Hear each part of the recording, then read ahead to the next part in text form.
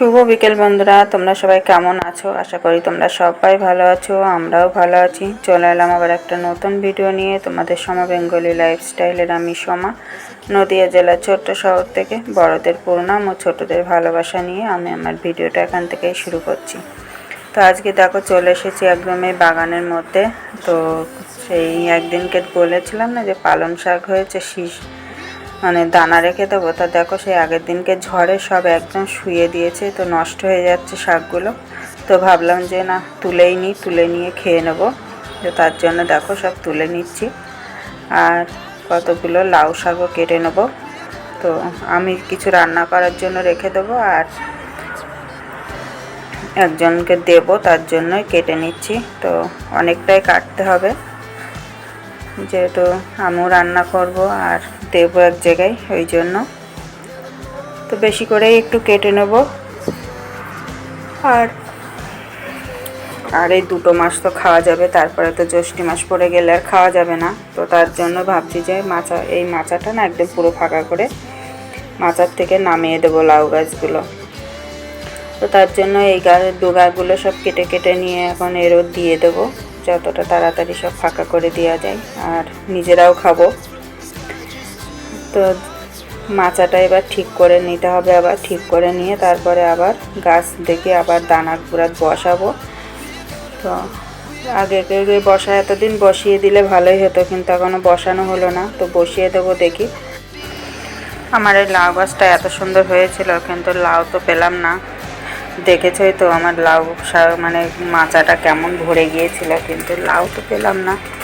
লাউ হয়েছিল 2টো, তো যে 2টো লাউ হয়েছিল সেই 2টো লাউ কিন্তু ফুল ছুঁয়ে দিয়েছিলাম বলেই হয়েছিল। কিন্তু যেগুলো পুরুষ ফুল হয়, মানে এরা ফুল যেগুলো বলে, সেই ফুলগুলোই কিন্তু একটুও পাওয়া যেত না, শুধু পোকা। মানে যা একটু ফুটতো তাতে শুধু পোকা ভর্তি। তো ওই জন্যই ফুল ছোঁয়াতে পারি না বলে ওই জন্য হয় না। তো এই দিনকে আবার একটা ফুল ছুঁয়ে দিয়েছি। তো সেই লাউটা না আবার হবে। বেশ লাউটা একটু বড় হয়েছে, তো তোমাদের এখনও দেখানো হয়নি। তো সেটা দেখাবো আর 2 দিন পরে, আর একটু বড় হোক, বড় হয়েছে আর একটু বড় হোক, তারপর তোমাদেরকে দেখাবো সেটা। তো একটু লাউ হলে লাউটাও খাওয়া যেত বেশ ভালোই, কিন্তু হলো না, আর কি করা যাবে। তো এই লাউ শাকই খাচ্ছি আর সবাইকে দিচ্ছি। তো লাউ হলেও দিতে পারতাম, কিন্তু লাউটা আর হলো না বলে আর কারোর দিতেও পারলাম না। ওই 2টো লাউ হয়েছে, সেই 2টো লাউ নিজেদেরই খেতে লেগে গেল। আর একটা হয়েছে, ওটাও নিজেরা খাবো। তো যেহেতু এমনি এখন খাওয়ার একটু সমস্যা, তো এখন যা 2টো একটা যদি ফল হতো এরকম, তাও তো একটু খাওয়া যেত, কিন্তু তা সে আর হলো না। তো দেখো তারপরে তোমাদের সামনে আবার একটুখানি আসলাম। তো তখন আবার পিয়া ডাকছিল, তো সবে কথা বলছিলাম, তখন পিয়া ডাকছিল, আর কথা বলা হলো না তোমাদের সাথে। তো এদিকে আবার ভিডিও বড় হয়ে যাবে, ওই জন্য আর বেশি বড় করলাম না।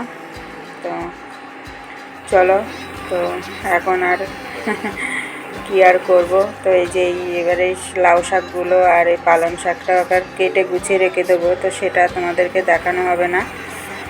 তো দেখো আমার নয়নতারা গাছগুলো ঝড়ে কীভাবে একদম উল্টে নিচে ফেলে দিয়ে গেছে, সে তারপরে আর সোজাই হলো না। আর মাচার নিচে গাছ না ভালো হচ্ছে না, মাচার নিচে। তো এই দেখো আকন্দ গাছেও কত সুন্দর ফুল ফুটেছে। তো আজকের মতো ভিডিওটা এই পর্যন্তই রাখছি, আবার আসবো একটা নতুন ভিডিও নিয়ে। তোমরা সবাই সুস্থ থেকো, ভালো থেকো, সাবধানে থেকো। আর আমার ভিডিওটা যদি তোমাদের একটু ভালো লাগে তো লাইক, কমেন্ট, শেয়ার করো, আর সাবস্ক্রাইব করে আমার পাশে থেকো যারা এখনও সাবস্ক্রাইব করোনি। তো আমার পাশে থেকো, আমিও তোমাদের পাশে আছি। তো দেখো আমি এবার ডালগুলো একটু নাড়িয়ে নাড়িয়ে দিচ্ছিলাম। তো আজকের মতো এই পর্যন্তই, টাটা।